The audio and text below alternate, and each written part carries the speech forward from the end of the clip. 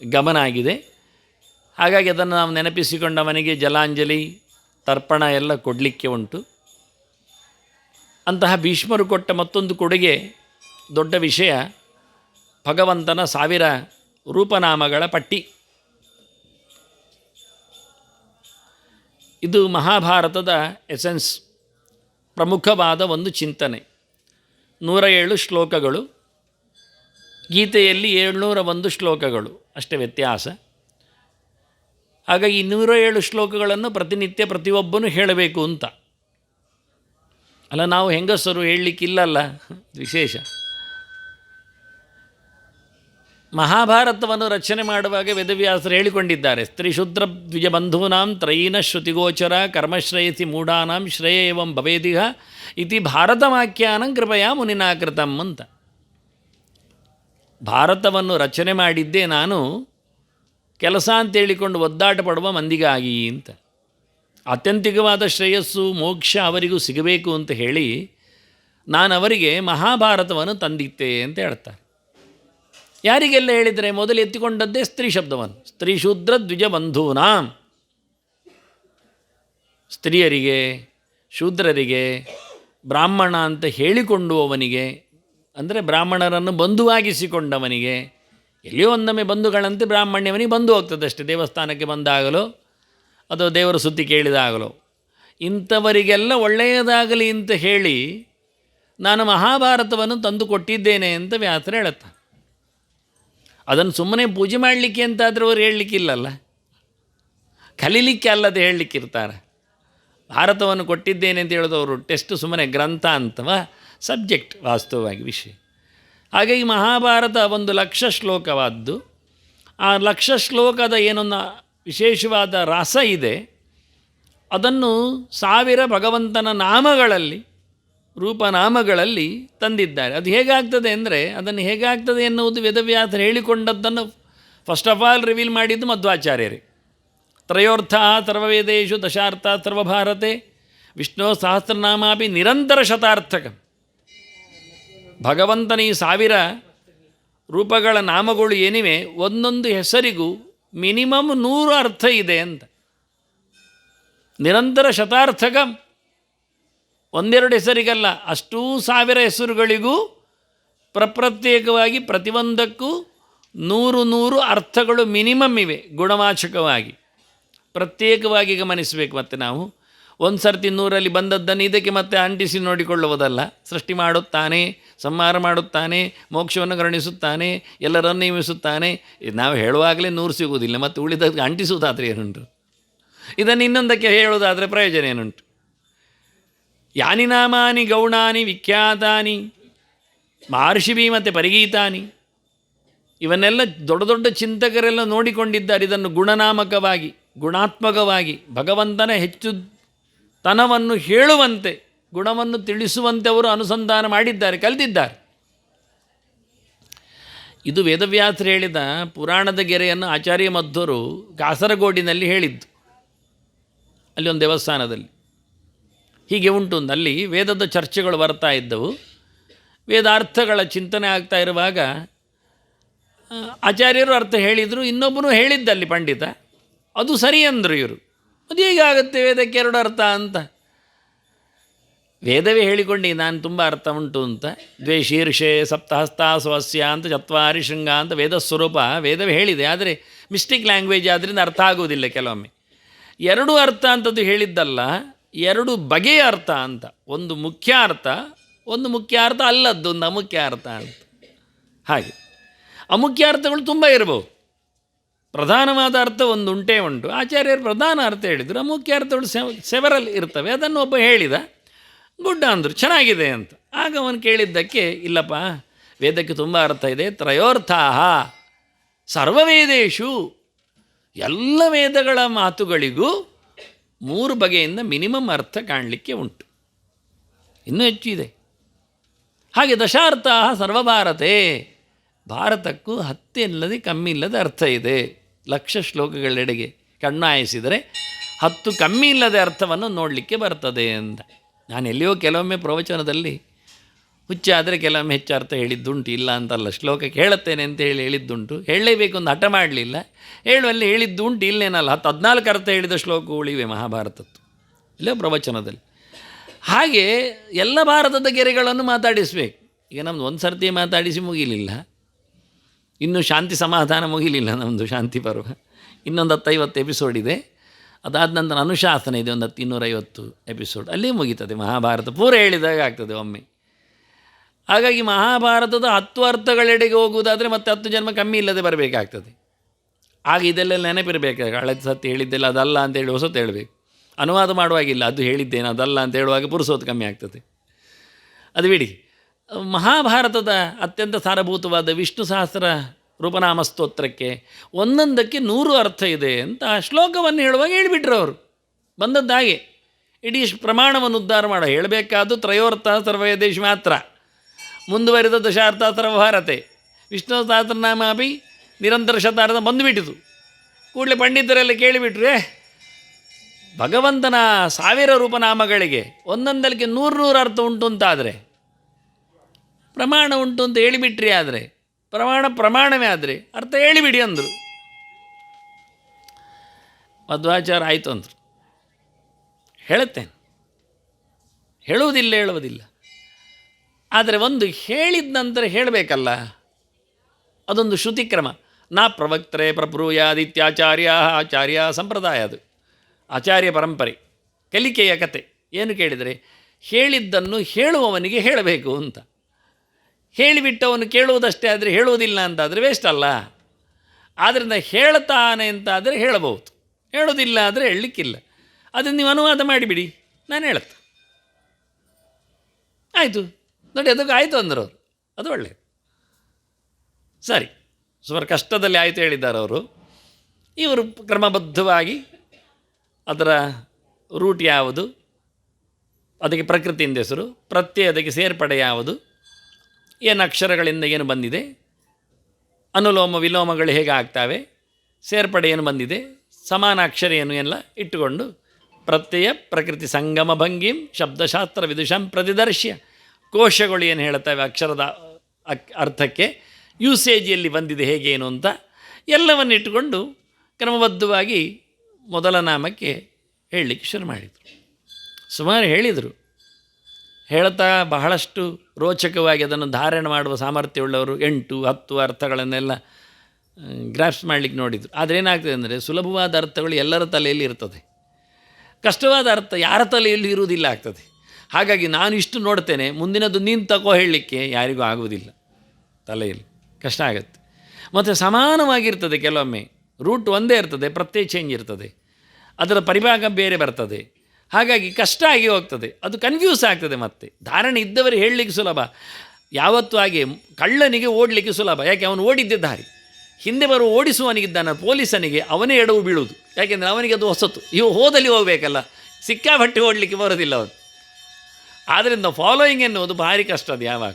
ಆದ್ದರಿಂದ ನಾನು ಏನು ಬೇಕಾದ್ರೆ ಹೇಳ್ತಾ ಹೋಗ್ಬೋದು, ನನ್ನ ಅಡ್ಡಾದಿಡ್ಡಿ ಯೋಚನೆಗಳಲ್ಲಿ ಹೇಳ್ತಾ ಇರ್ತೇನೆ. ನಾನು ಹೇಳಿದಾಗೆ ನೀವು ಹೇಳಿ ಅಂದರೆ ಉಂಟಲ್ಲ ಸ್ವಲ್ಪ ಕಷ್ಟ ಆಗ್ತದೆ ಅಂತ ಹೇಳಿದ್ದು ಮೊದಲಿಗೆ, ಮತ್ತೆಂತ ಬಂದದ್ದು, ಸುಮಾರು ಕಷ್ಟಪಡಬೇಕಾಗತ್ತೆ. ಒಟ್ಟಾರೆ ಹೇಳುವುದರಲ್ಲಿ ಔಚಿತ್ಯ ಬೇರೆ, ಸರಿಯಾಗಿ ಹೇಳುವುದಂದರೆ ಭಾರಿ ಕಷ್ಟ ಇರ್ತದೆ. ಇದು ಯಾವತ್ತಾಗಿ ಅನುವಾದದಲ್ಲಿ ಹುಷಾರಾಗ್ತಾನ ಅವನು ಒಳ್ಳೆ ಪಂಡಿತ ಅಂತ ಅರ್ಥ. ನಿಜವಾಗಿ ಹೇಳಲಿಕ್ಕೆ ಬಂದವಲ್ಲ, ಹೇಳಿದ್ದನ್ನು ಹೇಳುವವ ಬೆಸ್ಟ್. ಹೀಗಾಗಿ ಅವರೆಲ್ಲ ಸೋತರು, ಆಗೋದಿಲ್ಲ, ಆಗಲಿಲ್ಲ, ದಮ್ಮ ಹೇಳಿದ್ರು, ಸರಿ ಬಿಟ್ಟೇ ಬಿಟ್ರಿ ಅವರು. ಯಾರು ಬರ್ಕೊಂಡ್ರೋ, ಯಾರು ಉಳಿಸಿಕೊಂಡ್ರೋ, ಯಾರು ಹೇಳಿಕೊಂಡ್ರೋ, ಇಷ್ಟೊಂದು ಹೇಳಿದ್ದಾರೆ ಅಂತಾದರೂ ಹೇಳಿದ್ದಾರಲ್ಲ, ಅದೇ ದೊಡ್ಡ ಸುದ್ದಿ. ಇವತ್ತು ಅದು ಹೇಳಲಿಕ್ಕಿಲ್ಲ, ಕೆಲವೊಮ್ಮೆ ಮಡಿಸಿ ಆಗಿಬಿಡ್ತಾರೆ, ನಮ್ಮದು ಮರ್ಯಾದೆ ಹೋಗ್ತದೆ, ಇಲ್ಲಿ ಘಟನೆ ಆಗಲಿಲ್ಲ ಹೇಳಿಬಿಡಿ ಅಂತ ಹೇಳುವವರೇ ಹೆಚ್ಚು. ಅವರು ಹೇಳಲಿಕ್ಕೆ ಹೇಳಿದೆವು, ಅದು ಬರೋದಿಲ್ಲ ಅಂತ ಹೇಳಿ ಹೋದರು ಮಧ್ವಾಚಾರ್ಯ ಅಂತೇಳಿ ಹೇಳಿಕೊಂಡು ಅಪಪ್ರಚಾರ ಮಾಡ್ತಿದ್ರು. ಅವರು ಹೇಳೋದಿಲ್ಲ ಹೇಳಿದರು, ಅದು ದೇವಗುಹ್ಯ ರಹಸ್ಯ, ಇಲ್ಲೆಲ್ಲ ಹೇಳಿ ರಾತ್ರಿ ಪದರಾಡಾಗಿದ್ದಾರೆ ಅಂತ ಹೇಳುವವರೇ ಹೆಚ್ಚು ಜನ. ಪುಣ್ಯಕ್ಕೇನವರು ಹೇಳಿದ್ದಾರೆ, ಹೇಳಲಿಕ್ಕೆ ಆಗದೆ ಪಂಡಿತ ವರ್ಗವೇ ತಲೆ ಬಗ್ಗಿಸಿತ್ತು ಎನ್ನುವುದು ದೊಡ್ಡ ವಿಷಯ, ನಿಜವಾಗಿ ಹೆಮ್ಮೆ ಪಡಬೇಕಾದ ಸಂಗತಿ ಅಂತ ಹೇಳಿಕೊಂಡು ಖುಷಿ ಪಡುವುದಲ್ಲ, ಇಲ್ಲೆಲ್ಲ ಹೇಳಿ ಅಳಬೇಕೀಗ ನಾವು. ದಿನ ಹೇಳತಕ್ಕ ಜ್ಞೇಯಂ ಪಾಠ್ಯಂಚ ತದ್ವಯಂ. ವೇದವ್ಯಾಸರು ಹೇಳಿದ್ದೇನು ಅಂದರೆ, ಭಗವಂತನ ದೊಡ್ಡ ಸ್ತೋತ್ರವನ್ನು ಮೊದಲು ಕಲಿ ಮತ್ತೆ ಹೇಳು ಅಂತ. ಜ್ಞೇಯಂ ಪಾಠ್ಯಂಚ, ನಮ್ಮದು ಇವತ್ತು ಪಾಠ್ಯ ಉಂಟು, ಪಾರಾಯಣ ಉಂಟು, ಜ್ಞೇಯ ಇಲ್ಲ. ತಿಳಿಲಿಕ್ಕೆಲ್ಲ ಯಾರ್ಯಾರು ತಿಳಿಯೋದು ಅದೆಲ್ಲ ಅದು ಸುಮ್ಮನೆ ಆಗ್ತದೆ. ಒಂದು 1000 ಉಂಟು ಬೇರೆ. ಇವನು 8-10 ಮುಗಿಸುವ ಅಂತ ಹೇಳುವ. ಕೆಲವರಿಗೆ ಹೆಚ್ಚಿದ್ದರೆ ಬೇಡ ಆಗೋದು. ಆಯಿತು, ದಿನಕ್ಕೆ 10 ನೋಡ್ಬೋದಲ್ಲವ, ಅದಾಗೋದಿಲ್ಲ ನೋಡಿ. 10 ನೋಡ್ತಾ ಬಂದರೆ 100 ದಿನಕ್ಕೆ ಮುಗಿಯೋದಿಲ್ವ? 100 ದಿನ ಅಂದರೆ 3 ತಿಂಗಳಲ್ವ, ವರ್ಷ ಏನಲ್ಲ. ಯಾರೂ ಸಾಹಸ ಮಾಡೋದಿಲ್ಲ. ಬೇಡಪ್ಪ, ದಿನಕ್ಕೆ 1 ನೋಡಿ, ಮತ್ತು 3 ವರ್ಷದಲ್ಲಿ ಆದರೂ ಮುಗಿಸಲಿಕ್ಕೆ ಬರ್ತದೆ, 1000 ಆಗ್ತದೆ. ಒಂದು ಚಾಲೆಂಜ್ ತಗೊಳ್ಳಿಕ್ಕೆ ಏನಾಗೋದಿಲ್ಲ. ದಿನಕ್ಕೆ 1 ಸ್ಟಡಿ ಮಾಡೋದು, ಅರ್ಥ ಮಾಡಿಕೊಳ್ಳುವುದು, ಕಲಿಯುವುದು, ಚೆನ್ನಾಗಿ ಡಿಟೈಲ್ಡ್, ಒಂದರ ಹಾಗೆ ಒಂದಲ್ಲ, ಅಧಿಕೃತವಾದ ಅಧ್ಯಯನ ಮಾಡಿದರೆ ಖಂಡಿತವಾಗಿಯೂ 3 ವರ್ಷದಲ್ಲಿ ಕಲೀಲಿಕ್ಕೆ ಬರ್ತದೆ.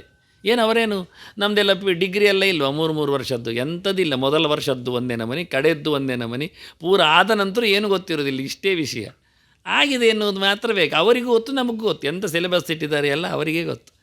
ಅದನ್ನು ನಾವು ಹೊರಗೆ ತಂದು ಮಾರ್ಕೆಟ್ ಮಾಡುವಾಗೇ ಇಲ್ಲ. ಸಿಲೆಬಸ್ಸಿಗೂ ನಮ್ಮ ಬದುಕಿಗೂ ಸಂಬಂಧ ಇಲ್ಲ. ಡಿಗ್ರಿ ಒಂದು ಬಿಟ್ಟರೆ ಕಡೆಯ ಅಕ್ಷರ ಮಾತ್ರ ಬೇಕು ನಮಗೆ. ಹಾಗಾಗಿ 3 ವರ್ಷವನ್ನು ಕ್ಲಬ್ ಮಾಡಿಕೊಂಡು ಅದು ಪದವಿ ಮಾಡಿಕೊಂಡಾಗೆ ವಿಷ್ಣು ಸಹಸ್ರನಾಮ ಯಾಕೆ ಮಾಡಬಾರ್ದು ನಾವು? ಅದು ಮೊದಲು ಜ್ಞೇಯಂ, ಮತ್ತೆ ಪಾಠ್ಯಂ.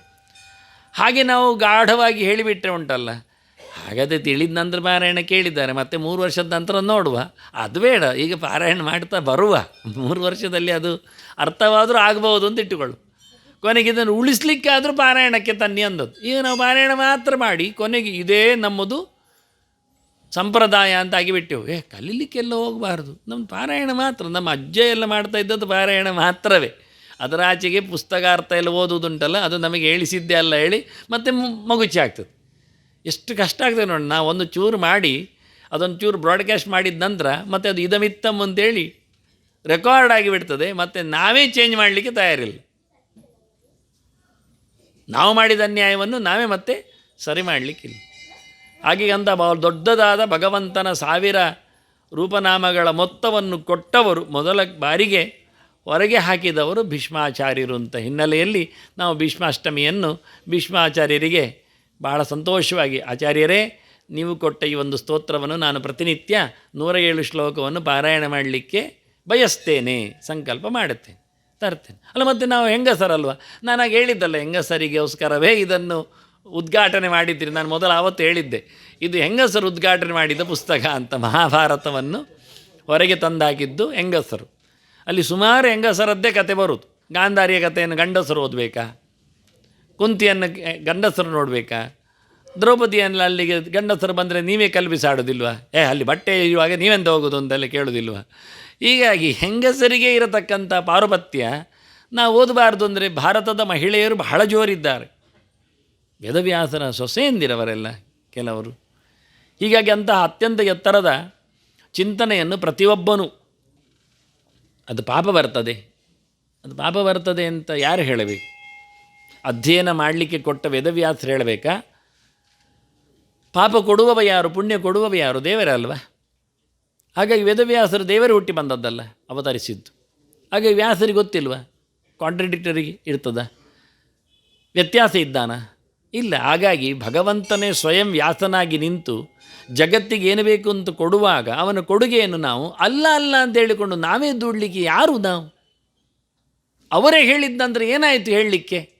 ಕೃಷ್ಣಾಯ ವಾಸುದೇವಾಯ ದೇವಕಿ ನಂದನಾಯ ಚ ನಂದಗೋಪಕುಮಾರ ಹೇಳುವುದಿಲ್ವ ನಾವು? ಹೇಳ್ತೇವಲ್ಲ. ಅದು ಯಾರು ಹೇಳಿದ್ದು? ಅದು ಕುಂತಿ ಹೇಳಿದ್ದು. ಅದು ಭಾಗವತದ್ದು ಅಂತ ಹೇಳಿದರೆ ಇಲ್ಲ ಇಲ್ಲ ಅಂತ ಹೇಳ್ತಿದ್ರು ಯಾರಾದರೂ. ಅದಕ್ಕೆ ನಾನು ತಪ್ಪಿಸಿ ಹೇಳಿದ್ದು ಅದು ಕುಂತಿ ಹೇಳಿದ್ದು ಅಂತ. ಕುಂತಿ ಹೇಳಿದದ್ದು ಹೆಂಗಸಲ್ವ ಕುಂತಿ? ಮತ್ತೆ ಯೋಚನೆ ಬಂತು, ಹೌದಲ್ಲ, ಮತ್ತೆ ಕುಂತಿ ಹೇಳಬಾರ್ದಿತ್ತಲ್ಲ.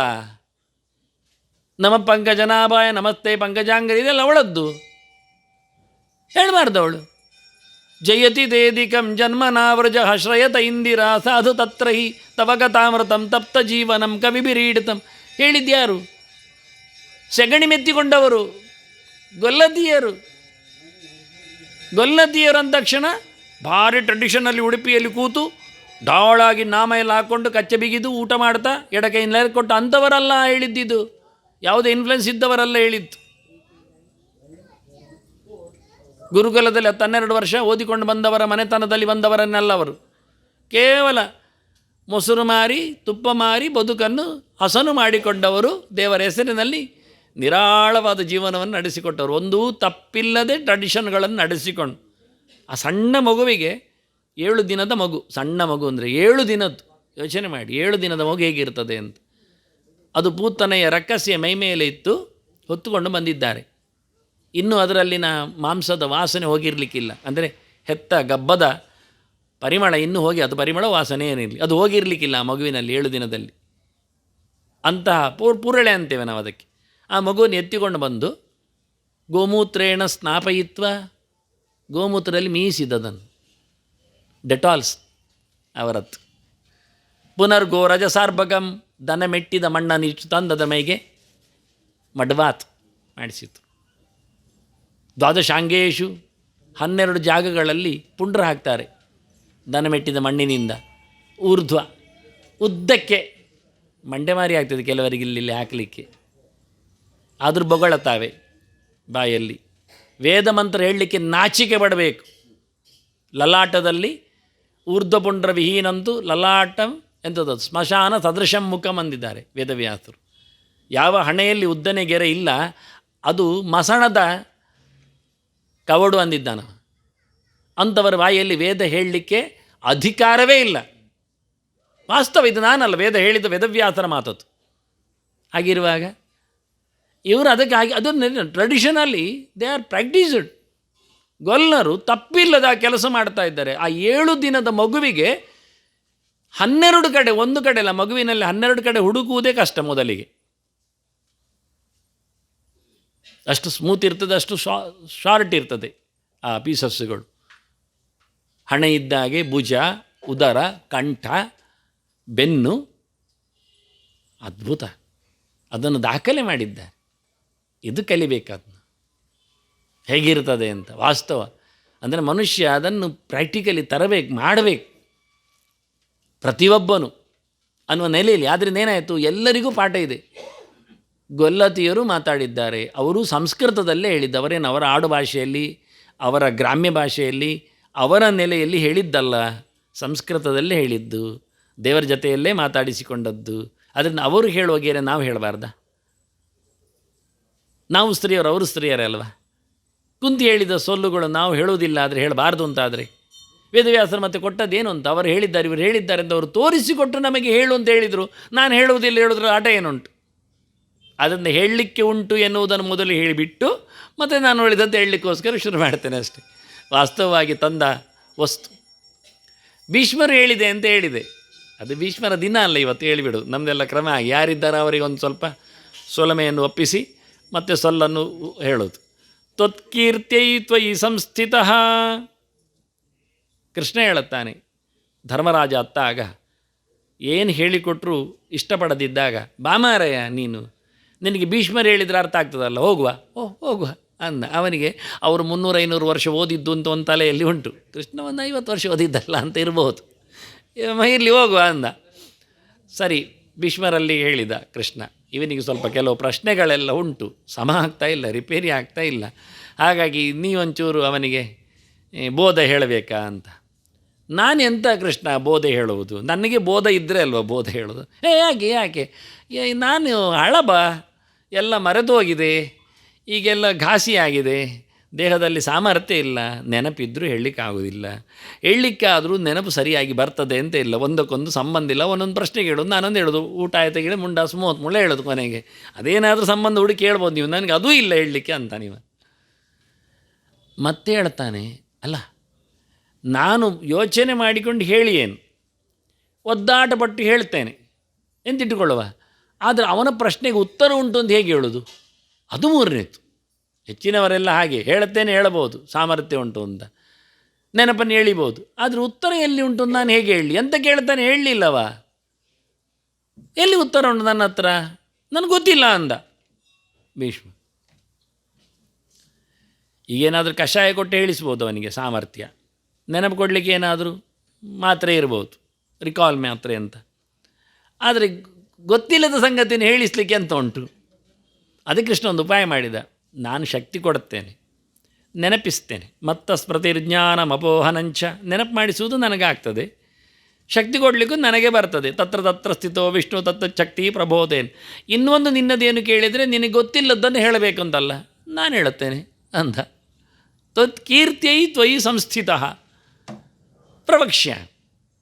ಚಂದ ಮಾಡಿ ಹೇಳುತ್ತೇನೆ. ನಿನ್ನ ನಾಲಿಗೆಯಲ್ಲಿ ಬಲ ಇಲ್ಲದಿದ್ದರೂ, ವರ್ಷದಲ್ಲಿ ಏನಾದರೂ ಜರ್ಜರಿತವಾದ ಕತೆ ಇದ್ದರೂ ಗಟ್ಟಿ ನಾನು ಹೇಳ್ತೇನಲ್ಲ, ಮೈಕಿಲ್ಲದೆ ಹೇಳೋದಕ್ಕೇನಂತೆ ಅಂತ ನಾನು ಹೇಳ್ತೇನೆ. ಚಂದ ಮಾಡಿ ಹೇಳುತ್ತೆ. ನಿನಗೆ ಗೊತ್ತಿಲ್ಲ ಸಂಗತಿಯನ್ನು ನಾನು ಹೇಳುತ್ತೇನೆ. ಒಳ್ಳೆಯದಾಯಿತು ಕೃಷ್ಣ. ಯಾಕೆಂದರೆ ನನ್ನೊಳಗೆ ನೀನು ಇರುವುದು, ನನಗೆ ಶಕ್ತಿ ಪ್ರಬೋಧನ ಮಾಡೋದು, ಜೊತೆಯಲ್ಲಿ ನನಗೆ ಮರೆತು ಹೋಗದಂತೆ ನೆನಪನ್ನು ನೀಡುವುದು, ಅದರೊಟ್ಟಿಗೆ ಗೊತ್ತಿಲ್ಲದನ್ನು ಸಹ ತುರುಗಿಸುವುದು. ಇಷ್ಟೆಲ್ಲ ಮಾಡೋದಕ್ಕಿಂತ ನೀನೇ ಹೇಳ್ಬೋದಲ್ಲ. ಅಲ್ಲೇ ನೀನೇ ಇದ್ದಿ, ನೀನೇ ಹೇಳಿದರೆ ನನಗೂ ಕೇಳಲಿಕ್ಕೆ ಖುಷಿ ಆಗ್ತದೆ. ನಾನು ಕೇಳುತ್ತಾ ಇರ್ತೇನೆ. ಈ ಒಂದು ಉತ್ತರಾಯಣ ಬರಲಿಕ್ಕೆ ಕಾಯ್ತಾ ಇದ್ದೇನೆ.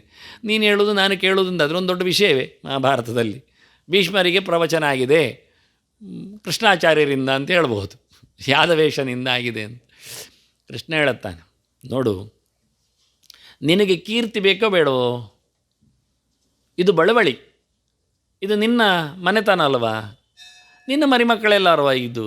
ಅವ್ರು ಹೇಳಬೇಕಾದ ನೀನೇ ಅಲ್ವಾ? ಅಜ್ಜನ ಕರ್ತವ್ಯವಾಗಿ ಹೇಳಬೇಕಾದ ಸಂಗತಿ ಹೇಳಲಿಲ್ಲ ಅಂತ ನಾಳೆ ಭೀಷ್ಮಾಚಾರ್ಯ ಅಡಿಯಲ್ಲಿ ಯಾರಾದರೂ ವಿಸು ಅಂತ ಬರೆದುಬಿಟ್ಟು, ನಮ್ಮದು ವಿಸು ಜಾಸ್ತಿ ಇರ್ತದೆ ಹೆಚ್ಚಾಗಿ, ಬರೆದುಬಿಟ್ರೆ ಅಂತಾನೆ. ನಿನಗೆ ನೀನು ಹೇಳಿದೆ ಅಂತ ಆಗಬೇಕು ಎನ್ನುವ ಒಂದು ಹೆಸರುವಾಸಿಯಾಗಿಸಲಿಕ್ಕೆ ಇಷ್ಟು ಕೆಲಸ ಮಾಡಿದ್ದಕ್ಕೆ. ಯಾಕೆಂದರೆ ನೀನು ನನಗೆ ದೊಡ್ಡ ಕೆಲಸ ಕೊಟ್ಟೆ, ಅಗ್ರಪೂಜೆ. ಎಲ್ಲರ ಎದುರು ಏನು ಬೇಕಾದರೂ ಆಗಲಿ ಹೇಳಿರೋ ತಕರಾರನ್ನು ಮೈಯಲ್ಲಿ ಹಾಕಿಕೊಂಡು ಕೃಷ್ಣನಿಗೆ ಅಗ್ರಪೂಜೆ ಅಂತ ಹೇಳಿಬಿಟ್ಟ. ನೇರ ಆಚೀಚೆ ಯಾರ ಮುಸುಡು ನೋಡಲೇ ಇಲ್ಲ. ಧರ್ಮರಾಜ ಕೇಳಿದ ತಕ್ಷಣ ಯಾರಿಗೆ ಮೊದಲ ಪೂಜೆ? ಕೃಷ್ಣನಿಗೆ.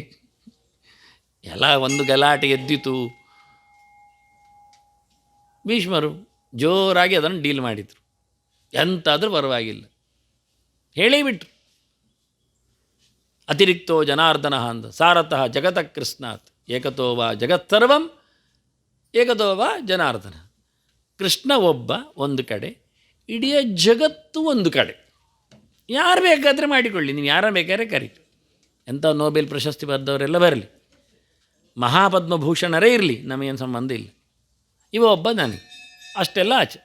ಇದೆರಡರಲ್ಲಿ ಯಾರು ಹೆಚ್ಚು ಕಡಿಮೆ ಅಂತ ನೋಡಿದರೆ ಅದಷ್ಟರಕ್ಕಿಂತ ಮೇಲಕ್ಕೆ ನಿಲ್ಲುವ ಕೃಷ್ಣ.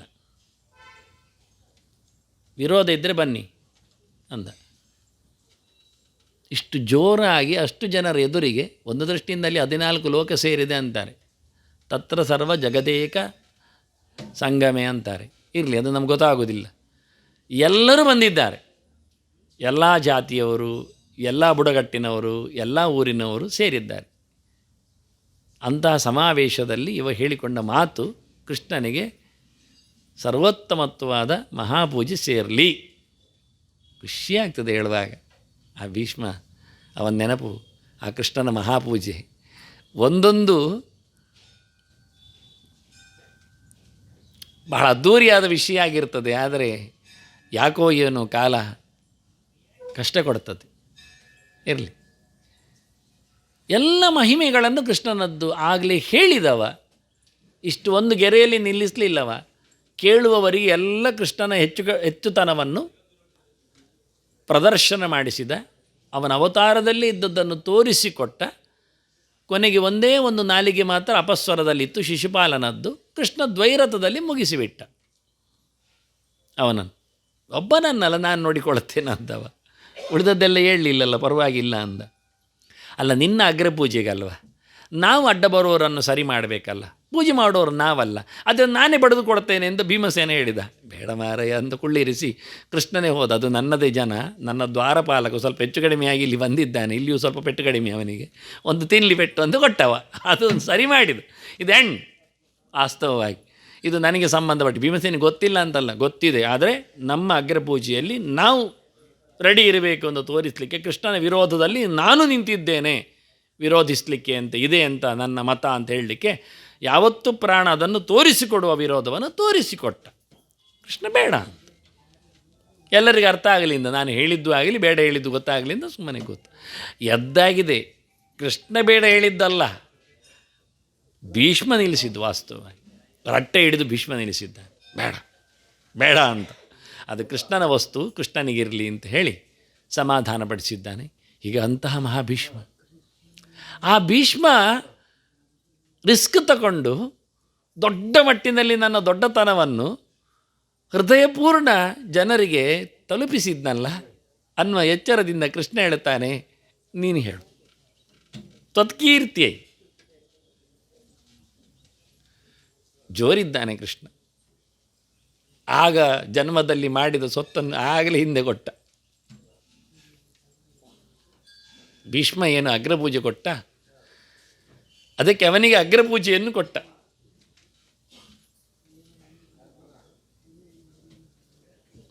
ನೀನೇ ಜ್ಞಾನೋಪದೇಶ ಮಾಡು ಅಂತ ಹೇಳಿ ಕರ್ಕೊಂಡು ಬಂದವನೇ ಕೃಷ್ಣ.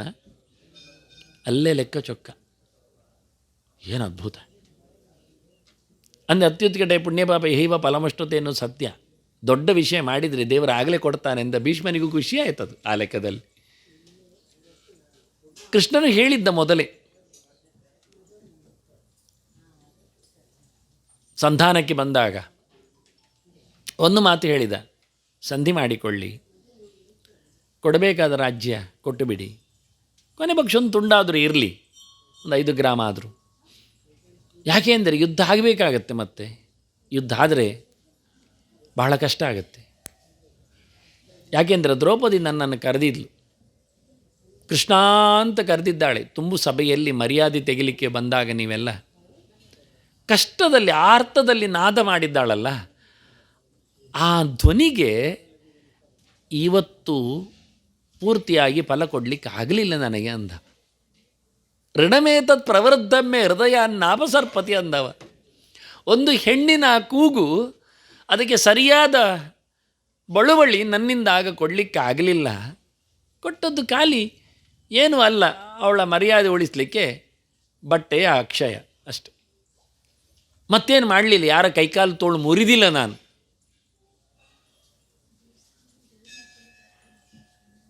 ಅಂದರೆ ಅವ್ರು ಹೇಳಲಿಲ್ಲ, ನಾನು ಹೇಳಿದ್ದದನ್ನು. ಇದು ಯಾರು ಹೇಳಿದ್ದು ಅಲ್ಲ.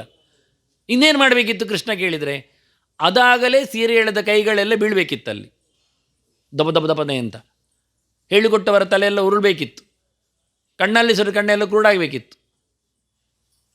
ಕೃಷ್ಣ ಹೇಳಿದ್ದನ್ನೀಗ ಯಾರೆಲ್ಲ ಸೇರಿಕೊಂಡಿದ್ದಾರಾಗ ಅರಮನೆ ಹೆಣ್ಮಗಳಿಗೆ ಆಗುವ ಅಪಚಾರದಲ್ಲಿ ನಾನಾಗ ಅವಳು ಕರೆದದ್ದಕ್ಕೆ ಮಾಡಬೇಕಾಗಿದ್ದದ್ದು ಅದು ಇನ್ನು ಆಗಬೇಕಾಗ್ತದೆ. ಅದಕ್ಕೆ ಅವಸರ ಕೊಡಬೇಡಿ.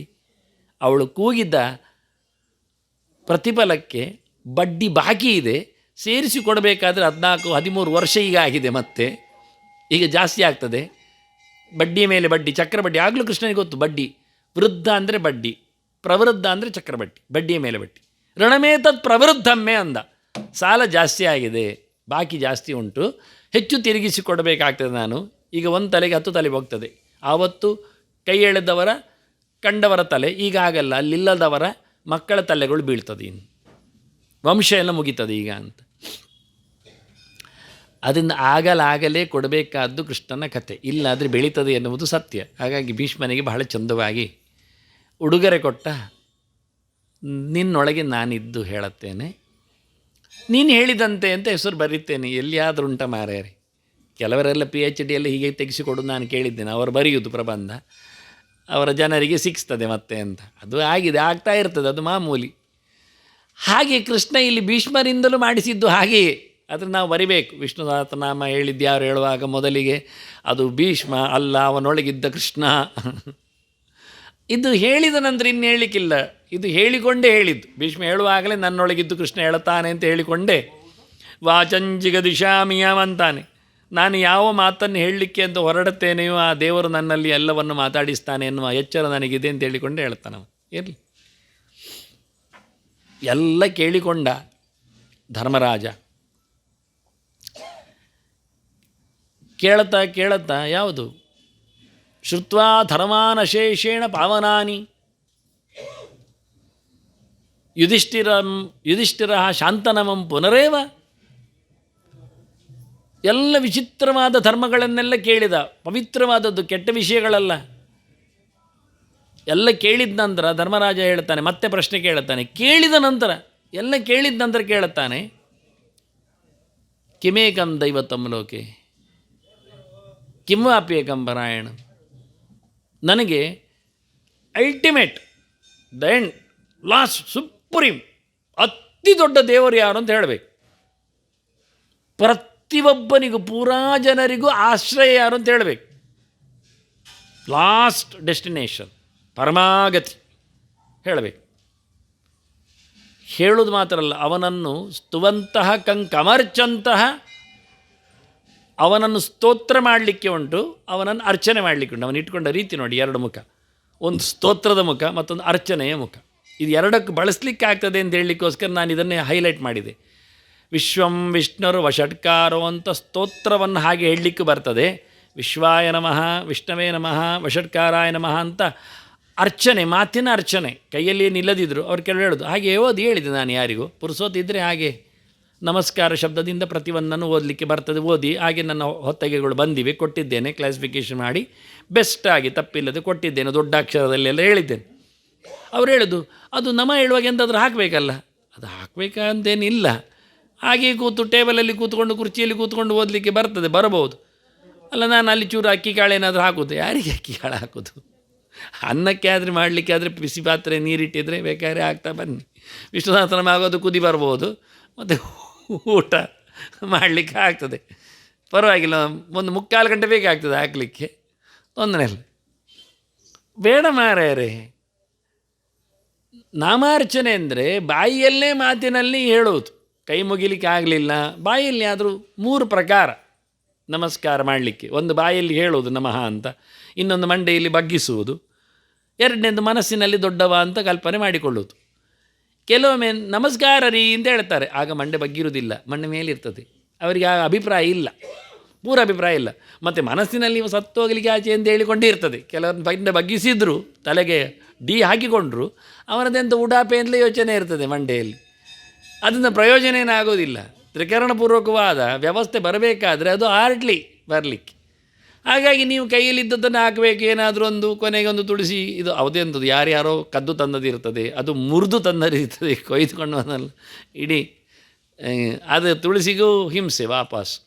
ಅದನ್ನು ನಾವು ಮತ್ತೆ ತುಡು ಮಾಡಿ ಹಾಕೋದು, ಅದು ಎಲ್ಲ ಬೇಡ. ಒಂದನ್ನು ಇಟ್ಕೊಂಡು ಪೂರ ಹೇಳಿಕೊಂಡು ಒಂದೇ ಹಾಕಿದರೂ ಸಾಕಾಗ್ತದೆ. ಹಾಗೆ ದೇವರಿಗೆ ಹೇಳಿ ಹಾಕಬೇಕು ಅಂತಾದರೆ ಒಂದು ಎತ್ತಿಕೊಂಡು 1000 ಮುಗಿಯುವವರೆಗೆ ಇಟ್ಟುಕೊಂಡು ಕೈಯಲ್ಲಿ ಪ್ರತಿನಿಧಿಯಾಗಿ ಹಾಕು, ಅದಕ್ಕೇನಂತೆ. ಹಾಗಾದರೂ ಸಮಸ್ಯೆ ಏನಿಲ್ಲ. ಅಂದು ಪುರುಸೋತಿ ಇದ್ದಾಗ ಹಾಗೆ ಓದುವುದು ಒಳ್ಳೆಯದು, ಹೀಗೆ ಓದಲಿಕ್ಕೆ ಬರ್ತದೆ. ಹಾಗೆ ಸ್ತುವಂತಕ್ಕ ಕಮರ್ಚಂತ ಪ್ರಾಪ್ನಿಯು ಮಾನವ ಶುಭ ಮಾಡಿದ್ರೇನಾಗ್ತದೆ, ಒಳ್ಳೆಯದಾಗ್ತದೆ.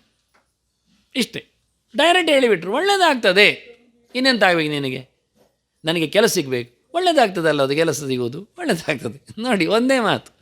ಅಲ್ಲ ಮದುವೆ ಆಗಲಿಕ್ಕೆ ಮದುವೆ ಆಗ್ತದೆ, ಹಾಗಾದ್ರೆ ಒಳ್ಳೆಯದಾಗ್ತದೆ. ಕೆಲವರಿಗೆ ಮದುವೆ ಆದರೂ ಒಳ್ಳೆಯದಾಗ್ತದೆ ಅಂತಿಲ್ಲ, ಅದು ಕಷ್ಟ. ಆದರೆ ನಿನಗೆ ಒಳ್ಳೆಯದಾಗ್ತದೆ. ಮದುವೆ ಆಗದಿದ್ದರೂ ಆಗದಿದ್ದರೆ ಏನು ಆಗಬೇಕು, ಒಳ್ಳೆಯದಾಗ್ತದೆ. ಒಳ್ಳೆಯದಾಗ್ತದೆ ಎನ್ನುವುದೇ ದೊಡ್ಡ ಸಂಗತಿ. ಎಷ್ಟು ಸಣ್ಣದಾಗಿ ಕೇಳಿದವ ಧರ್ಮರಾಜ ಅಂದರೆ ಒಳ್ಳೆ ಧರ್ಮದ ಬಗ್ಗೆ ಪಿಚ್ಚಿಲಾಯ್ಕೊಂಡವನಲ್ಲಿ. ಎಂತ ಕೇಳಬೇಕು ಅಂತ ಡೈರೆಕ್ಟ್ ಕೇಳುತ್ತಾನೆ ಅವನು. ಒಳ್ಳೆಯದಾಗಲಿಕ್ಕೆ ಎಂತ ಉಂಟು ಹೇಳು, ಹೇಳುತ್ತೇವೆ, ಅರ್ಚನೆ ಮಾಡುತ್ತೇವೆ, ಮೆಚ್ಚಿಸ್ತೇವೆ, ಹೇಳು. ಭೀಷ್ಮ ಆಚಾರ್ಯ ಅಂತ ಕರೀತಾನೆ, ಮತ್ತು ಭೀಷ್ಮ ಅಂತ ಹೇಳ್ತಾನೆ, ಪಿತಾಮ ಅಂತಾನೆ, ಸುಮಾರು ಹೇಳ್ತಾನೆ. ಕೋ ಧರ್ಮ ಸರ್ವಧರ್ಮಾಣಂ ಭವತಃ ಪರಮೋ ಮತಃ. ನಿಮ್ಮ ಅಭಿಪ್ರಾಯದಲ್ಲಿ ದೊಡ್ಡ ಧರ್ಮ ಯಾವುದು ಹೇಳಿ? ಅನ್ನದಾನವ ಹೇಳಿ. ದುಡ್ಡು ಕೊಡೋದಾ? ಸ್ಕಾಲರ್ಶಿಪ್ ಹೀಗೆ ಅಂತೆಲ್ಲ ಉಂಟಲ್ಲ, ಸ್ಟೈಫಂಡ್ ಅಥವಾ ಫೀಸ್. ಬಟ್ಟೆ ಕೊಡೋದಾ? ಎಂತ ನಿಮ್ಮ ಪ್ರಕಾರದಲ್ಲಿ ಕೋ ಧರ್ಮ ಸರ್ವಧರ್ಮಾಣಂ ಭವತಃ ಪರಮೋ ಮತಃ ಕಿಂಜಪನ್ ಮುಚ್ಯತೆ ಜಂತು. ಎಂಥ ಜಪ ಮಾಡಿದರೆ, ಅಂದರೆ ಪುನರಾವೃತ್ತಿ ಜಪ ಅಂದರೆ ಮತ್ತೆ ಮತ್ತೆ ಹೇಳ್ತಾ ಇರೋದು. ಎಂಥ ಜಪ ಮಾಡಿದರೆ ಕಿಂಜಪನ್ ಮೃತ್ಯು ಜನ ಸಂಸಾರ ಸಾಗರಾತ್ ಮುಚ್ಯತೆ. ಇಲ್ಲಿಯ ಸಂಸಾರದಿಂದ ಬಿಡುಗಡೆ ಆಗಬೇಕು ಅಂಥ ಜಪ ಹೇಳಿಕೊಡಿ ನಾನು. ಅಂಥದ್ದಾಗಬೇಕು. ಮೊದಲು ಕೇಳಿದ್ದೇನವ, ಪ್ರಾಪ್ನಿಯು ಮಾನವಾಹ ಶುಭಂ ಅಂತ. ಅಲ್ಲಿ ಯಾವುದೇ ವ್ಯವಸ್ಥೆಗಳನ್ನು ಮಾಡಿಲ್ಲ. ಮನುಷ್ಯರು ಅಂತ ಮಾತ್ರ ಹೇಳಿದ. ಸ್ತ್ರೀಯರು ಮನುಷ್ಯರಲ್ವ, ಮನುವಂಶದವರಲ್ವ, ಮಾನವ ಅಂದಾಗ ನೋಡಿ ಬೇಕು ಅಂತಲೇ ಅವನು ಮಾಡಿದ್ದು. ಇಲ್ಲಿ ಪುನಃ ಕಿಂಜಪನ್ ಮುಚ್ಚದೆ ಜಂತು ಅಂದ, ಜೀವ, ಇಂಡಿವಿಜುವಲ್ ಪರ್ಸನ್. ಈ ಅಭಿಪ್ರಾಯದಲ್ಲೇ ಹೇಳ್ತಾ ಇದ್ದಾನೆ. ಪುರುಷ ವ್ಯಕ್ತಿ ಹಾಕ್ಲಿಕ್ಕೆ ಬರ್ತದಲ್ಲಿ ಹಾಕ್ಬೋದಿತ್ತು, ಹಾಕೋದಿಲ್ಲ. ಬೇಕೆಂದಲ್ಲಿ ಸಹ ಪುರುಷ ಪ್ರಾಪ್ನಿಯವರು ಪುರುಷ ಶುಭಮ್ ಹಾಕ್ಬೋದಿತ್ತು, ಆಗ ಸ್ತ್ರೀಯರನ್ನು ಹೊರಗಿಡ್ಬೋದಿತ್ತು. ಅಭಿಪ್ರಾಯ ಇದ್ದರೆ, ಎಲ್ಲರ ಮೇಲಿನ ಅಭಿಪ್ರಾಯದಿಂದ ಧರ್ಮರಾಜ ಪ್ರಶ್ನೆ ಕೇಳಿದ್ದು ಉತ್ತರಿಸಿ ಅಂತ. ಆಗ ಭಾಳ ಚಂದವಾಗಿ ಭಗವಂತನ 1000 ರೂಪಗಳ ನಾಮವನ್ನೇ ಅವರು ಕೊಟ್ಟದ್ದು. ಇದಕ್ಕೆ ಉತ್ತರವೇ ನಾನು ಪ್ರಶ್ನೆ ಗಟ್ಟಿ ಮಾಡಿದ್ದು ಯಾಕೆಂದರೆ ಬಂದದ್ದೆಲ್ಲಿಂದ ಗಟ್ಟಿ ಆದರೆ ಕೊಟ್ಟದ್ದೇನೋ ಅರ್ಥ ಆಗ್ತದೆ.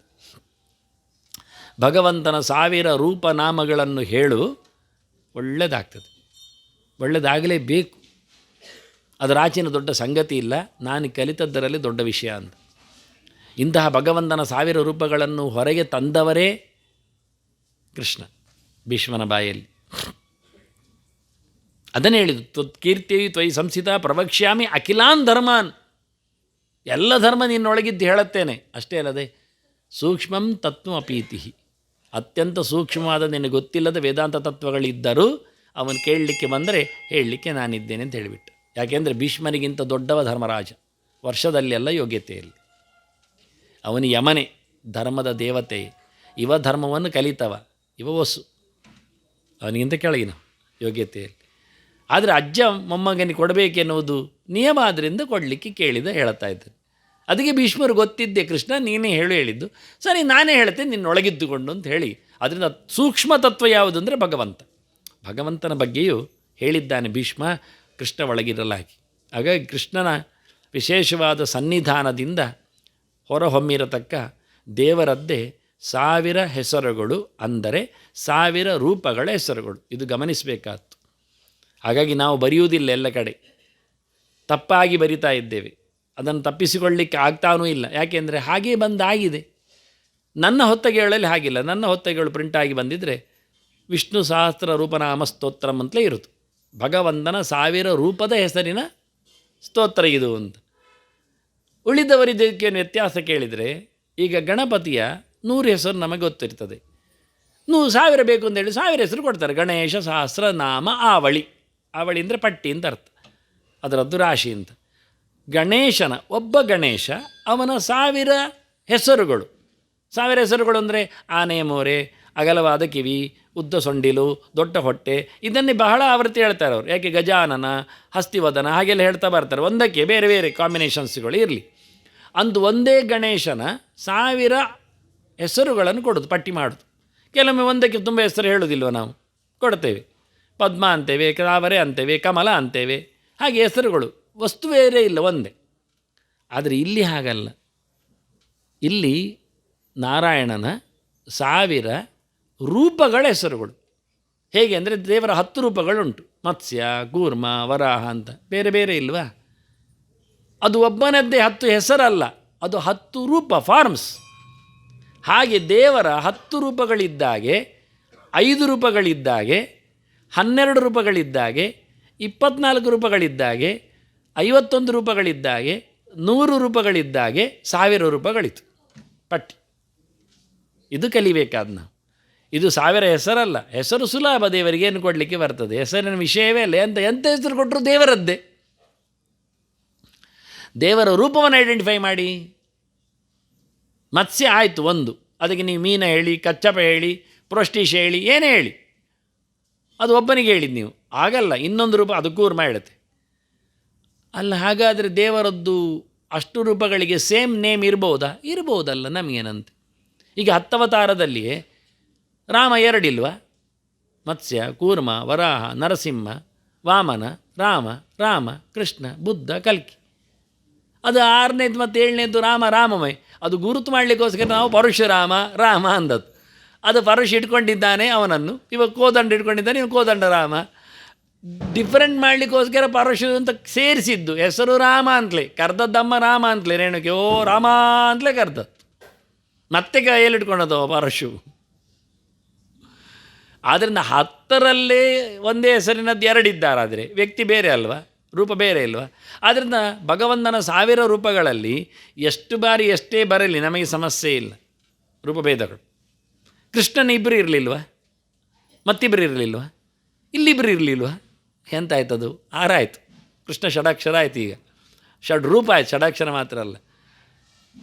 ಒಂದು ವೇದವ್ಯಾಸರ ಹೆಸರು ಕೃಷ್ಣ ಅಂತ ಹೆಸರು. ದ್ವೈಪಾಯನ ಅಂತ ಆ್ಯಡೆಡ್, ದ್ವೀಪದಲ್ಲಿ ಹುಟ್ಟಿದವ ಅಂತ. ವಾಸಿಷ್ಠ ಕೃಷ್ಣ ಅಂತ ಆ್ಯಡೆಡ್, ವಸಿಷ್ಠ ವಂಶದಲ್ಲಿ ಬಂದವ ಅಂತ. ಇಲ್ಲಾದರೆ ಕೃಷ್ಣವ. ಮತ್ತು ಬಾದರಾಯಣ ಅದು ಬದರಿಯಲ್ಲಿ ಇರೋದ್ರಿಂದ ಅಂತ ಬಾದರಾಯಣ. ವೇದವ್ಯಾಸ ಅದು ವೇದವನ್ನು ವಿಭಾಗ ಮಾಡಿದ್ದಕ್ಕೆ ಕೊಟ್ಟದ್ದು, ಅದು ಟೈಟಲ್. ವಿವ್ಯಾಸ ವೇದಾನ್ ಯಸ್ಮಾಸ ತಸ್ಮಾತ್ ವ್ಯಾಸ ಇತಿ ಸ್ಮೃತ ಅಂತವರಿಗೆ ವೇದ ವಿಭಾಗ ಮಾಡಿದ್ದಕ್ಕೆ ಕೊಟ್ಟದ್ದು ಬೀರುದು. ನಿಜವಾಗಿ ಕೃಷ್ಣ ಅದೇ ಗೊತ್ತಿಲ್ಲ ಹೆಚ್ಚಿನವರಿಗೆ, ಕೃಷ್ಣ ಅಂತ ಹೆಸರು ರಿಯಲ್ ನೇಮ್. ಮತ್ತು ಇವನಿಗೆ ವಸುದೇವ ಮಗನಿಗೆ ಅದೇ ಹೆಸರು ಕೃಷ್ಣ ಅಂತಲೇ. ನೋಡಿ ಎಟ್ ಎ ಟೈಮ್ ಇಬ್ಬರು ಇದ್ದಾನೆ. ಮತ್ತು ಇವರೊಟ್ಟಿಗಿದ್ದವ ಇದ್ದಾನೆ ಧರ್ಮರಾಜನಿಗೆ ಯಮನಿಗೆ ಫಸ್ಟಿಗೆ ಸ್ವಯಂಭುವನ್ ಅಂತಲ್ಲಿ 4 ಮಕ್ಕಳು, ನರ ನಾರಾಯಣ ಹರಿಕೃಷ್ಣ ಅಂತ. ಅದೇ ನರನಾರಾಯಣರೇ ಇವರಿಬ್ಬರು, ಕೃಷ್ಣ ಮತ್ತು ಅರ್ಜುನ. ಮತ್ತಿಬ್ಬರಿದ್ದಾರೆ ಅವರ ಸೋದರರು, ಹರಿ ಮತ್ತು ಕೃಷ್ಣ ಅಂತ. ಅಲ್ಲಿ ಕೃಷ್ಣ ಇಲ್ಲೋ ಒಬ್ಬ, ಅಲ್ಲೊಬ್ಬಿದ್ದಾನೆ. ಮತ್ತು ಕೇಶವನಾರಾಯಣ ಮಾಧವ ಗೋವಿಂದ ವಿಷ್ಣು ಮಸೂದನ ತ್ರಿವಿಕ್ರಮಾಮನ ಶ್ರೀಧರ ಋಷಿಕೇಶ ಪದ್ಮನಾಭ ದಾಮೋದರ ಶಂಕರ್ಷಣ ವಾಸುದೇವ ಪ್ರತಿಭನ ಪುರುಷೋತ್ತ ಅಧೋಕ್ಷ ನರಸಿಂಹ ಅಚ್ಯುತ ಜನಾರ್ದನ ಉಪೇಂದ್ರ ಹರಿ ಕೃಷ್ಣ. 24ರಲ್ಲಿ ಒಬ್ಬ ಇದ್ದಾನೆ, ಅವನು ಬೇರೆ, ಅವನು ಚಕ್ರಶಂಗದಾಬದ್ ಮೆಡಿದಿದ್ದಾನೆ. ಮತ್ತು ವಿಷ್ಣು ಸಹಸ್ರನಾಮಲ್ಲಿ ಇಬ್ಬರು ಇದ್ದಾರೆ. ಅಲ್ಲಿಗೆ 6 ಆಯಿತು. ಅಲ್ಲಿಬ್ಬರು ಇಲ್ಲಿಬ್ಬರು ಇಲ್ಲಿಬ್ಬರು ಸೇರಿ ಒಟ್ಟು ಕೃಷ್ಣ ಎನ್ನುವ ರೂಪಗಳು 6 ಇವೆ. ವ್ಯತ್ಯಾಸ ಇದೆ ನೋಡಿಕೊಳ್ಳಿಕ್ಕೆ.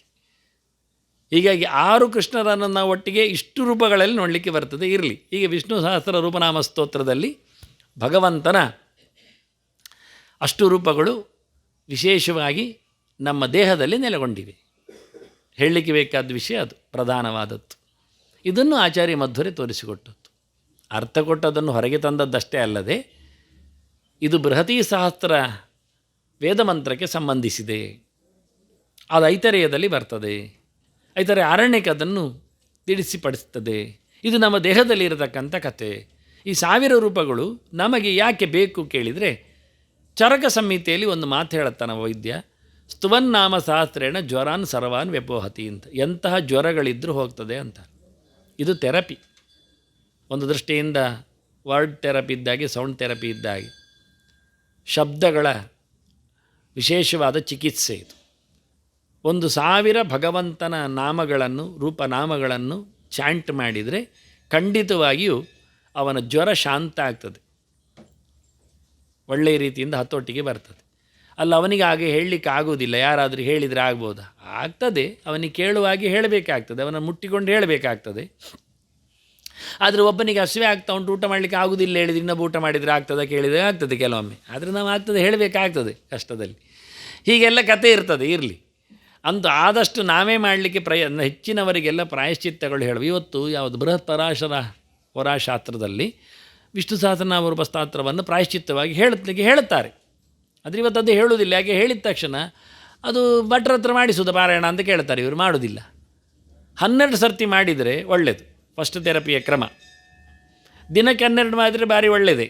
12 ದಿನ ಆದರೂ ಇಟ್ಕೊಂಡು ಒಂದು ಕೋರ್ಸ್ ಮಾಡಿದರೆ ಆದೀತು. ಕೊನೆಗೆ ಮಾಡದೇ ಇದ್ದವರಿಗೆ ಇರಲಿ. ಅವ್ರು ಹೇಳಿದ್ದಾರೆ, ಇವತ್ತು ಮಾಡೋದಿಲ್ಲ. ಇವತ್ತು ಎಂತಾದರೂ ಪ್ರಾಯಶ್ಚಿತ್ತ ಯಾರಾದರೂ ಹೇಳಿದರೆ ಇನ್ನೊಬ್ಬರಲ್ಲಿ ಮಾಡಿಸ್ಲಿಕ್ಕೆ ನಾವು ನೋಡ್ದು. ಅದು 12 ಪ್ರದಕ್ಷಿಣೆ ಬನ್ನಿ ಅನಂತೇಶ್ವರಕ್ಕೆ, ಮೆಲ್ಲ ಮನಸ್ಸಿನಲ್ಲಿ ದೇವರ ಯೋಚನೆ ಮಾಡಿಕೊಂಡು ಎಲ್ಲ ಸರಿಯಾಗ್ತಾ ಹೇಳಿದರೆ, ಅಲ್ಲ ಬೇರೆ ಎಂತಾದರೂ ಪ್ರಾಯಶ್ಚಿತ್ತ ಹೇಳ್ತೀರಾ ಅಂತ, ಹೋಮ ಹವನ ಎಲ್ಲ ಅದಾದ ಅಂದರೆ ನಾವು ಮಾಡಲಿಕ್ಕೆ ಯಾವುದು ಕೇಳೋದಿಲ್ಲ. ಯಾರಾದರೂ ಮಾಡೋದಾದರೆ ದಕ್ಷಿಣೆ ಕೊಟ್ಟು ಇನ್ನೊಬ್ಬರಲ್ಲಿ ಎಲ್ಲ ಮಾಡಿಸ್ತೇವೆ. ಅವನು ದಕ್ಷಿಣೆಗೆ ಸರಿಯಾಗಿ ಪ್ರದಕ್ಷಿಣೆ ಬರ್ತಾನೆ, ನಿಮ್ಮದು ಎಷ್ಟು ಕೊಡೋದು ನೋಡ್ತಾನೆ, ಅಷ್ಟಕ್ಕೆ ರೆಡಿ ಮಾಡಿ ಹೋಗ್ತಾನೆ. ಆದ್ದರಿಂದ ನಾವು ಇನ್ನೊಬ್ಬರಿಂದ ಮಾಡಿಸಿದರೆ ಪೂರ ಬೆನಿಫಿಟ್ ತೊಗೊಂಡು, ನಾವು ಹೇಳಿದಂಥ ದಕ್ಷಿಣೆ ಕೊಟ್ಟು ಕೈ ತೊಳ್ಕೊಂಡಿದ್ದು ಅದು ಅವರು ಎಂತ ಹೆಸರು ಅವರೇ ಮಾಡಿದರೆ ಮಾಡೋದಿಲ್ಲ, ತಪ್ಪು ಮಾಡಿದ್ದು ಹೆಚ್ಚು ಕಡಿಮೆ ಮಾಡಿದರು. ಅಲ್ಲ ಅಲ್ಲ ಅಲ್ಲ, ಅವನ ಹತ್ರ ಕೇಳಬೇಕು, ನಿನಗೆ ಸರಿ ಬರ್ತದ. ನಾವೀಗ ಆಸ್ಪತ್ರೆ ಹೋಗಿ ಬಿಲ್ ಕಟ್ಟಿದರೆ ಆಯಿತು, ಅವ್ರು ರಿಪೇರಿ ಮಾಡಿ ಕೊಡ್ತೇನೆ ಹೇಳಿದರೆ ಇದ್ದದೆಲ್ಲ ತೆಗೆದು ಕಳಿಸೋದಿಲ್ವ? ಆದರೆ ನಮಗೆ ಫೈತ್ ಎನ್ನುವುದರಲ್ಲಿ ನಾವು ಕೇಳೋದಿಲ್ಲ, ಸೆಕೆಂಡ್ ಒಪಿನಿಯನ್ನೆಲ್ಲ ಕೇಳೋದಿಲ್ಲ. ಅವನು ಡಾಕ್ಟ್ರು ಓದಿದ್ದಾನ, ಸಮ ಉಂಟ, ಹೋದವ ಹಿಂದೆ ಬಂದಿದ್ದಾನ, ಮಸಣಕ್ಕೆ ಹೋದದ್ದ, ರೆಕಾರ್ಡ್ ನೋಡಿಕೊಂಡೇ ಹೋಗೋದಿಲ್ವ ನಾವು ಹೋಗುವಾಗ ಕೇಸಿಗೆ. ಹಾಗೆ ಇದು ನಾನು ಸತ್ಯ ಹೇಳೋದು, ಸರಿಯಾಗಿ ಮಾಡ್ತಾನೆ ಅಂತ ನಿಮಗೆ ಗೊತ್ತುಂಟಾದರೆ, ಒಪ್ತಾನೆ ಅಂತಾದರೆ ಎಷ್ಟು ಅಂತ ಕೇಳಿ ಮಾಡಿಸಿ. ಆಗ ಸೋಲ್ತೀನಿ. ನಾವು ಹೇಳ್ತಾನೆ ನನಗೆ ಇಷ್ಟೇ ಬರೋದು ಮಾರ, ಇದಕ್ಕಿಂತ ಜಾಸ್ತಿ ಬರೋದಿಲ್ಲ, ಬೇಕಾದರೆ ಇನ್ನೊಬ್ಬರ ಹತ್ರ ಮಾಡಿಸಿ ಶುರು ಮಾಡ್ತಾನೆ. ರಾಗ ಹೇಳಿತಾನಾಗ ಸರಿಯಾಗಿ ಮಾಡಿದರೆ ಮಾತ್ರ ಆಗುವಂಥದ್ದು. ನಮಗೆ ಅಡುಗೆ ಬರ್ತದೆ ಹೇಳಿದ್ದಾರೆ ಅವರು, ಮಾಡಿಕೊಡ್ತೇನೆ ಹೇಳಿದರೆ ಮತ್ತೆ ಯಾರು ತಿನ್ನದೆ ತೋಡಿಗೆ ಹಾಕುವಾಗಿದ್ದರೆ ನಾವು ಊಟ ಮಾಡಲಿಕ್ಕೆ ಅವನನ್ನು ಕರಿತೇವೆ ಅಡುಗೆಗೆ. ಚೆನ್ನಾಗಿ ಬರ್ತದ, ಎಷ್ಟು ಜನರೇ ಮಾಡಿ ಅಭ್ಯಾಸ ಉಂಟು ನಿನಗೆ, ಹಾಗಾದರೆ ಬಾ ಮಾಡು. ಇಲ್ಲಾದರೆ ಬಂದವರು ಬೈದುಕೊಂಡು ಹೋದರೆ ನಾಳೆ ಬಾಯಿ ಆಗುವಾಗ ನಾಲಿಗೆ ಸುಡ್ತದೆ ಹೇಳಿಕೊಂಡು ಸಿಕ್ಕಿದ್ದೇನೆ ನನ್ನ ಮನೆಗೆ ಮುಸುಡಿಗೆ ಎಸೆದ್ರೆ. ಅದನ್ನು ನಾವು ಪ್ರತಿಯೊಬ್ಬರಲ್ಲಿಯೂ ಸರಿಯಾಗಿ ಸ್ಕಿಲ್ ಇದೆಯಾ, ಪ್ರಯತ್ನ ಸಮ ಉಂಟಾ, ಅರ್ಥ ಆಗಿದೆಯಾ, ಜ್ಞಾನ ಉಂಟಾ ಎಲ್ಲ ನೋಡಿಕೊಂಡು ಮಾಡೋದಿಲ್ವ? ಈ ವಿಷಯ ಧರ್ಮದ ವಿಷಯದಲ್ಲಿ ಯಾಕೆ ನಮಗೆ ಬೇಜವಾಬ್ದಾರಿ? ಸ್ಟ್ರಿಕ್ಟ್ಲಿ ನೀವು ಮಾಡುವ, ಮಾಡೋದು ನಾಲ್ಕೇದ್ದೇ ಇರಲಿ, ಅದನ್ನು ಚೆನ್ನಾಗಿ ಮಾಡುವ. ಪರ್ಸೆಂಟೇಜ್ ಹೇಳ್ತಾರೆ, ಮನುಷ್ಯರು ಮಾಡೋದೇ ದಶಾಂಶ ಮನುಷ್ಯ ಅಂತಾರೆ. 10ನೇ ಒಂದು ಅಂಶವೂ ಮಾಡೋದಿಲ್ಲಂತೆ ಮನುಷ್ಯ ಮಾಡೋದರಲ್ಲಿ. ಋಷಯ ಅರ್ಧಕ್ಕರ್ಧ ಮಾಡೋದು ಋಷಿಗಳು, ದೇವತೆಗಳು ಪೂರಕ್ಕೆ ಪೂರ. ಹಾಗಿರುವಾಗ ನಾವು ಮಾಡುವುದರಲ್ಲಿ ಮತ್ತೆ ಪುನಃ ಚೌಕಾಶಿ ಮಾಡಿಕೊಂಡು ಆದರೆ ಆಯಿತು ಅಂತ ಹೇಳಿಕೊಂಡು ಕೊನೆ ಒಂದು ದಿವಸ ಬರ್ತೇವೆ ಮತ್ತೆಲ್ಲ ಮುಗಿಸಿ ಒಳ್ಳೆ ಕಥೆ ಆಯ್ತಲ್ಲ ಮಾರೆ. ನಮಗೆ ಫ್ಲೈಟ್ ಬುಕ್ ಆಗಿದೆ, ಈ ಫ್ಲೈಟ್ ಬುಕ್ ಆಗಿರಿ ಮಾರಲೆ ನಾವೇನು ಮಾಡೋದು, ಈ ದೇವತೆಗಳು ಬರುವಾಗ ತಡ ಆದರೆ ಎಂತ ಮಾಡಲಿಕ್ಕೆ ಆಗ್ತದೆ ಫ್ಲೈಟು. ಹೀಗೆ ಇದು ಯಾವುದನ್ನು ಇಟ್ಟುಕೊಳ್ಳದೆ ನಾವು ಆದಷ್ಟು ಪಾರಾಯಣ ಮಾಡಿದರೆ ನಮ್ಮ 72,000 ನಾಡಿಗಳು ಚೆನ್ನಾಗಿ ಆಗ್ತದೆ. ಇದು ದೇಹದಲ್ಲಿ 72,000 ನಾಡಿಗಳಿಗೆ ಸಂಪರ್ಕಿಸಿದಂತೆ 1000 ಭಗವಂತನ ರೂಪಗಳು ಇರುವುದು. ಇದು ಬೃಹದೀ ಸಹಸ್ರಕ್ಕೆ ಸಂಬಂಧಪಟ್ಟ ಮಹಾವ್ರತ ಅಂತ ಒಂದು ದೊಡ್ಡ ಹೋಮ ಹವನ ವ್ಯವಸ್ಥೆ. ಅದರಲ್ಲಿ 3 ಹೊತ್ತು ಮಾಡಬೇಕಾದ ಒಂದು ಕ್ರಮ, ಪ್ರಾತಃ ಸವನ, ಮಧ್ಯಾಹ್ನ ಸವನ, ಸಾಯಂ ಸವನ ಅಂತ. ಆ ಹೊತ್ತಿನಲ್ಲಿ ಋಗ್ವೇದಿಗಳು ವೇದ ಮಂತ್ರಗಳಿಂದ ದೇವರನ್ನು ಕರೀಲಿಕ್ಕೆ ಉಂಟು, ಶಂಸನ ಮಾಡಲಿಕ್ಕೆ ಉಂಟು, ಸ್ತೋತ್ರ ಮಾಡಲಿಕ್ಕೆ ಉಂಟು, ಕರೀಲಿಕ್ಕೆ ಉಂಟು, ಚಿಂತನೆ ಮಾಡಲಿಕ್ಕೆ ಉಂಟು. ಅದನ್ನು ಶಸ್ತ್ರ ಅಂತ ಹೇಳ್ತಾರೆ. ಶಸ್ತ್ರದ ಆಯುಧ ಅಲ್ಲ, ಶಂಸನ ಮಾಡುವಂಥದ್ದು ಅಂತ ಅರ್ಥ. 2 ಶಸ್ತ್ರ ಮಂತ್ರಗಳು ಕ್ರಮ, ಮುದ್ದೆ ಆಜ್ಯ ಶಸ್ತ್ರ, ಪ್ರಭುಗೆ ಶಸ್ತ್ರ ಅಂತ ಬೆಳಿಗ್ಗೆ, ಮಧ್ಯಾಹ್ನ ವೈಶ್ವದೇವ ಶಸ್ತ್ರ, ನಿಷ್ಕೈವಲ್ಯ ಶಸ್ತ್ರ ಅಂತ, ಸಂಜೆ ಮತ್ತೆ ಅಗ್ನಿಮಾರುತ ಶಸ್ತ್ರ, ಮಾರುತೀಯ ಶಸ್ತ್ರ ಅಂತ ವ್ಯವಸ್ಥೆ. ಈ ಮಧ್ಯಾಹ್ನದ ನಿಷ್ಕೈವಲ್ಯ ಶಸ್ತ್ರ ಅಂದರೆ ಕೇವಲ ಭಗವಂತನನ್ನೇ ನಿಷ್ಕರ್ಷೆ ಮಾಡಿ ನಿಶ್ಚಯ ಮಾಡಿಕೊಂಡು ಹೇಳುವ ಚಿಂತನೆಯ ಮುದ್ದೆ. ಅದು 1000 ಮಂತ್ರದ್ದು. ಅದು 1000 ಮಂತ್ರದ್ದು ಬೃಹತಿ ಮೀಟರಲ್ಲಿ ಉಂಟು. ಬೃಹತಿ ಮೀಟರ್ ಅಂದರೆ 36 ಅಕ್ಷರ ಇರುವ ಮಂತ್ರ. ಬೃಹದುಕ್ತ ಅಂತ ಅದಕ್ಕೆ ಹೆಸರು, ದೊಡ್ಡ ಮಂತ್ರಗಳ ರಾಶಿ ಅಂತೇಳಿ. ಅದಕ್ಕೆ ಇನ್ನೊಂದು ಹೆಸರು ಬೃಹದುಕ್ತ ಅಂತ. ಅದಕ್ಕೆ ಬೃಹದೀ ಸಹಸ್ರ. ಬೃಹದೀ ಎನ್ನುವುದು ಮಧ್ಯದಲ್ಲಿ ಇರುವುದು, ಗಾಯತ್ರಿ, ಉಷ್ಣಿಕ, ಅನುಷ್ಠುಪ್, ಆ ನಂತರ ಬೃಹತಿ ಛಂದಸ್ಸು, ಆ ನಂತರ ಪಂಕ್ತಿ, ತ್ರಿಷ್ಟುಪ್, ಜಗತಿ ಅಂತ. ಅದನ್ನು ಮಧ್ಯದ ಛಂದಸ್ಸು ಪ್ರಾಣ ಮಧ್ಯದಲ್ಲಿ ಇರಲಿಕ್ಕಾಗಿ ಇದು ಪ್ರಾಣ ಮತ್ತು ಭಾರತಿ ಮತ್ತು ಮಹಾಲಕ್ಷ್ಮಿಗೆ ಮತ್ತು ಉಳಿದವರಿಗೂ ಸಂಬಂಧಪಟ್ಟಂಥ ಮಂತ್ರ ಇದು. ಹಾಗಾಗಿ 36 ಲೆಟರ್ಸ್ ಇರುವುದು. ನೋಡಲಿಕ್ಕೆ ಹೋದರೆ ಸ್ವರ ಮತ್ತು ವ್ಯಂಜನ ಒಟ್ಟು ಮಾಡಿದರು. ಹೇಗೆ ಕೇಳಿದರೆ 25 ಸ್ವರಗಳು ಅಲ್ಲ, ವ್ಯಂಜನಗಳು 25. ಅದರಲ್ಲಿ ವ್ಯಂಜನಗಳಲ್ಲಿ 25ರಲ್ಲಿ ಮಹಾಪ್ರಾಣಗಳನ್ನು ಕಳೀರಿ. ಅದು ಹೇಳುವುದರಲ್ಲಿ ಉಚ್ಚಾರಣೆಯಲ್ಲಿ ಕ ಎನ್ನುವುದನ್ನು ಜೋರು ಹೇಳಿದರೆ ಖ ಅಷ್ಟೇ. ಉಚ್ಚಾರಣೆಯಿಂದ 2ನೇ ಲೆಟರ್ಸ್ ವಾಸ್ತವವಾಗಿ. ಸ್ಥಾನ ಒಂದೇ, ಪ್ರಯತ್ನ ಮಾತ್ರ ಚೇಂಜ್, ಜಾಗ ಚೇಂಜ್ ಇಲ್ಲ, ಸ್ಥಾನ ಚೇಂಜ್ ಇಲ್ಲ. ಹಾಗಾದರೆ ಕ, ಗ, ಂಗ 3 ಬಂತು. ತಮಿಳರಲ್ಲಿ 2 ಇರೋದು, ನನ್ನಲ್ಲಿ 3 ಆದರೂ ಬಂತು ಪುಣ್ಯಕ್ಕೆ. ಹಾಗೆ 5 ವರ್ಗಕ್ಕೆ ಆಗುವಾಗ 15 ಆಯಿತು. ಮತ್ತು 5 ಸ್ವರಾಕ್ಷರಗಳು, ಅಲ್ಲಿಗೆ 15, 5, 20 ಆಯ್ತು ಅಲ್ಲಿಗೆ. 5ಗಳಲ್ಲಿ ಋಗಳಲ್ಲಿ 5 ಋಗಳಲ್ಲಿ ಎರಲವಗಳು ಬಂದಿವೆ, ಆದರೆ ಎರಲವಗಳು ಇಲ್ಲ, ಶಶ ಸಹಗಳು 4. ಹೀಗೆ ಸೇರಿಸಿಕೊಂಡು ಅಕ್ಷರಗಳ ವ್ಯವಸ್ಥೆ 24 ತತ್ವಕ್ಕೆ ಸಂಬಂಧಪಟ್ಟಂತೆ ಇರುವಂಥದ್ದು ಇದು ವಾಸ್ತವವಾಗಿ. ಇದರಲ್ಲಿ 25 ವರ್ಗೀಯಗಳನ್ನಿಟ್ಟುಕೊಂಡ್ರು ಮತ್ತು ಅವರ್ಗೀಯಗಳನ್ನು ಲೆಕ್ಕ ಹಾಕಿದ್ರು 36ಕ್ಕೆ ಅನುಗುಣ ಆಗ್ತದೆ. 25 ವರ್ಗೀಯಗಳು, 10ರಲ್ಲಿ 9 ಅವರ್ಗೀಯಗಳು, ಎರಲವ, ಶಶಸಹಗಳು ಮತ್ತು ಅನುಸ್ವಾರ ಮತ್ತು ವಿಸರ್ಗಗಳು, ಅದು ಸೇರಿ 36. ಹೀಗೆ 24 ಮತ್ತು 36 2 ತತ್ವಗಳ ಚಿಂತನೆಯ ನೆಲೆಯಲ್ಲಿ ಬೃಹತಿ ಸಹಸ್ರದ ಚಿಂತನೆ. ಎಲ್ಲ ಅಕ್ಷರಗಳು ಬಂದವು ಅಂತ. ಹಾಗಾಗಿ 36,000 ದಿನ ನಮ್ಮ ಬದುಕು. ಹೆದರಿಕೆ ಆಗ್ತದೆ ನಮಗೆ. ಹೌದು, 100 ವರ್ಷ ಅಂದರೆ 36,000 ದಿನ ಅಷ್ಟೇ. ವರ್ಷಕ್ಕೆ 360 ಅಲ್ವಾ? ಹಾಗಾಗಿ 36,000 ದಿನಗಳ ನಮ್ಮ ಹಗಲು ರಾತ್ರಿಗಳಿಗೆ 36,000 ಅಕ್ಷರಗಳ ಸ್ವರ ವ್ಯಂಜನಗಳ ಈ ಬೃಹತಿ ಸಹಸ್ರ ಕೆಲಸ ಮಾಡಿದೆ. ಅದನ್ನು ನಾವು ನಿರಂತರವಾಗಿ ಚೆನ್ನಾಗಿ ನಮ್ಮ ದೇಹದಲ್ಲಿನ ನಾಡಿಗಳಲ್ಲಿ ಬದುಕಲಿಕ್ಕೆ 36,000 ಬಲದಲ್ಲಿ 36,000 ಎಡದಲ್ಲಿ ನಾಡಿಗಳಿವೆ. ಇದನ್ನೆಲ್ಲ ಗಮನಿಸಿ ಹೇಳಿದ್ದನ್ನು. ಅಂದರೆ ಈ 1000 ಭಗವಂತನ ರೂಪಗಳು ಹೊರಗೆ ಬರಲಿಕ್ಕೆ ಕಾರಣವೇ ಆದ್ದರಿಂದ ರೋಗಾರ್ಥೋ ಮುಚ್ಚತೆ ರೋಗ ಅದನ್ನು ಫಲವಾಕ್ಯ ಹೇಳ್ತಾನೆ ಭೀಷ್ಮ. ಇದನ್ನು ಓದಿದವನಿಗೆ ರೋಗ ವಾಸಿ ಆಗ್ತದೆ ಅಂತಲೇ. ಹೀಗೆ ಬೃಹತಿಯ ಆರೂಢವಾಗಿ ಚಿಂತನೆ ಮಾಡುವುದು. ಈ 1000 ಭಗವಂತನ ರೂಪಗಳು ಮತ್ತು 100ಕ್ಕೆ ಒಂದೊಂದು ಗುಂಪು 10ರಂತೆ 10 ಅವತಾರಗಳಿಗೆ ಲೆಕ್ಕಂದೆ. ಆದ್ದರಿಂದ ಮತ್ಸ್ಯ ಶತಕ, ಕೂರ್ಮ ಶತಕ, ವರಾಹ ಶತಕ ಅಂತ ಲೆಕ್ಕ ಇದಕ್ಕೆ ಪಟ್ಟಿ. ಇದು ನಿಜವಾಗಿ ನೋಡಲಿಕ್ಕೆ ಹೋದರೆ 100ರಲ್ಲಿ ಆಯಾ ರೂಪಗಳು ಕಾಣುತ್ತವೆ. ಹುಡುಕುವುದಾದರೆ ಸುಲಭ, ಇಲ್ಲ ಅಂತಲ್ಲ, ಅದು ಆಗ್ತದೆ, ಮಾಡಲಿಕ್ಕೆ ಬರ್ತದೆ, ಇರಲಿ. ಹಾಗಾಗಿ 10 ಭಗವಂತನ ರೂಪಗಳು ನಮ್ಮ ದೇಹದಲ್ಲಿ 10 ಕಡೆ ಕೂತಿವೆ. ನಿನ್ನೆ ನಾವು ಜಪ ಮಾಡಿದ ಗಾಯತ್ರಿ ಮಂತ್ರದಲ್ಲಿ 10 ಪದ ಇರುವುದು. 10 ಪದ ನಮ್ಮ ದೇಹದಲ್ಲಿ 10 ಕಡೆ ಕೂತಿದೆ. ಅದು ನಾನು ಸಂಧ್ಯಾ ಸಮೀಕ್ಷೆಯಲ್ಲಿ ವಿವರಿಸಿದ್ದೇನೆ. ಹಾಗಾಗಿ 10 ಅವತಾರಗಳು ದೇಹದಲ್ಲಿ ಹೇಗೆ ಮೆತ್ತಿಕೊಂಡಿವೆಯೋ ಅಲ್ಲಿ 100 ಕಥೆಯಲ್ಲಿಯೂ ಭಗವಂತನ ಚಿಂತನೆಗಳನ್ನು ಮಾಡಲಿಕ್ಕೆ ಬರ್ತದೆ. ಹೀಗೆ ವಿಷ್ಣು ಸಹಸ್ರ ರೂಪನಾಮಗಳು ನಮ್ಮ ದೇಹದಲ್ಲಿ 1000 ಬಹಳ ಕಡೆಯಲ್ಲಿ ಚೆನ್ನಾಗಿ ಅವಿತು ಬಿಟ್ಟಿದೆ ವಾಸ್ತವವಾಗಿ ನೋಡಲಿಕ್ಕೆ. ಇದರ ಅರ್ಥಾನುಸಂಧಾನ ಮಾಡಲಿಕ್ಕೆ ಈಗ ಪುರುಸೊತ್ತಾಗುವುದಿಲ್ಲ, ಗಂಟೆ ಹೆಚ್ಚಾಗಿದೆ ನಮಗೆ. ಹಾಗಾಗಿ ಸುಮ್ಮನೆ ಬೇರೆ ವ್ಯೂಹದಲ್ಲಿ ಹೇಳಲಿಕ್ಕೆ ಬರ್ತದೆ ಎನ್ನುವುದನ್ನು ತೋರಿಸಿಕೊಡುತ್ತೇನೆ. ಭಗವಂತನ ಈ ಅಚ್ಚುಮೆಚ್ಚಿನ ಬೃಹತಿ ಚಿಂತನೆಗೆ ಪ್ರಾಣ ಹೆಚ್ಚು ಮಾಧ್ಯಮ ಅಂತೆ ಇಲ್ಲಿ, ಇದು ನಿಜವಾಗಿ. ಹಾಗಾಗಿ 1000 ಭಗವಂತನ ನಾಮಗಳು ಪ್ರಾಣಪ್ರಿಯವಾಗಿ ತೆರೆದಿದೆ ಎನ್ನುವುದೊಂದು ಮುಖ. ಈ ನೆಲೆಯಲ್ಲಿ ಯಾರು ನೋಡಲಿಲ್ಲ ಇದನ್ನು. ಅದೊಂದು ವಿಶ್ವ ಅಂದರೆ ಶ್ವಾಸ, ಶ್ವಸನ, ನಡೆದಾಡೋದು, ಟು ಅಶ್ವಗತಿ ವರ್ಧ್ಯೋ ಅಂತ ಚೇಷ್ಟೆ. ಶ್ವಾಸ ಅದಕ್ಕೆ ಕಾರಣ, ಅದನ್ನು ಶ್ವಸನ ಅಂದರೆ ಪ್ರಾಣನ ಹೆಸರದು. ಪ್ರಾಣನನ್ನು ಪ್ರವೇಶ ಮಾಡಿದವ ವಿಶತಿ, ಶ್ವಸನಂ ವಿಶತಿ ಇತಿ ವಿಶ್ವ ಅಂತ. ಶ್ವಾಸವನ್ನು ಪ್ರವೇಶ ಮಾಡಿ ಕೆಲಸ ಮಾಡಿಸುವವನು, ಪ್ರಾಣನ ಮೂಲಕ ಜನರನ್ನು ನೇಮಿಸುವವನು ಅಂತ ವಿಶ್ವಶಬ್ದದ ಪ್ರಾಣಪ್ರಿಯವಾದ ಅರ್ಥ. ವಿಷ್ಣು ಅಂದರೆ ವಿಷಂ ಪ್ರತಿ ಪಾತುಂ ನುದತಿ ಅಂತ, ವಿಷ ಕೊಡಲಿಕ್ಕೆ ಹೇಳಿದವ ಅಂತ ಅರ್ಥ. ಇಡೀ ಜಗತ್ತಿನಲ್ಲಿ ಮೇಲೆದ್ದು ಬಂದ ವಿಷವನ್ನು ಸಮುದ್ರ ಮಥನದಲ್ಲಿ ವಾಯುಂಚೋಚೆ ಪ್ರಶಾಂತಯೇ ಅಂತ ಪ್ರಾಣನಿಗೆ ಹೇಳಿದ, ಕುಡಿದು ಹಾಕು ಅಂತ, ಇಲ್ಲಾದರೆ ಜನ ಸಾಯ್ತಾರೆ ಅಂತ. ಹಾಗಾಗಿ ವಿಷ್ಣು